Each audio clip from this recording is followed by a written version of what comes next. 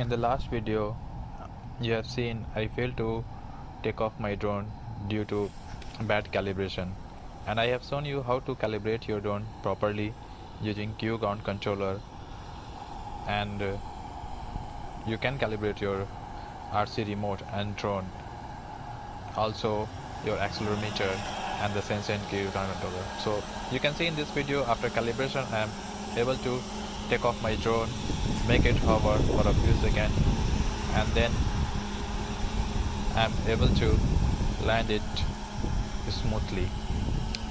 So this is my first attempt after the calibration at the night time.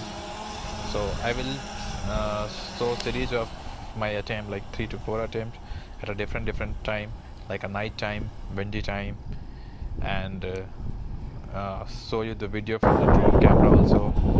So this time you can see this is very much windy, and you can hear the wind noise a lot, and you can see the background, your tree leaves is moving very fast. So I wanted to test into the windy conditions, so the impact of the windy. So you can see I'm able to arm it.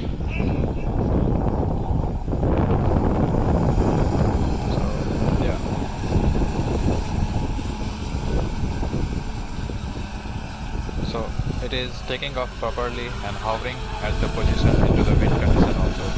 It is moving a little bit left and right, but considering the high wind, it is fine.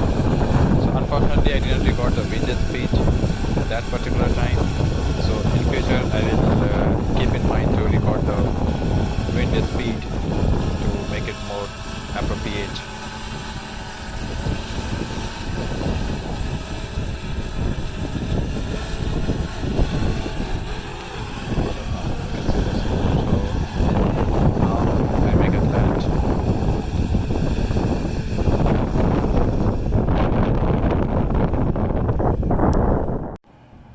This time I recorded the video at the night time and also recorded the drone camera feed, which is coming to Q ground controller. So you can see that on the right corner you can see the camera feed and the GPS location, the map where I am flying the drone. So yeah, you can see that aerial view. It is this camera come with Intel Aero drone, and it is depth sensor camera with name R200.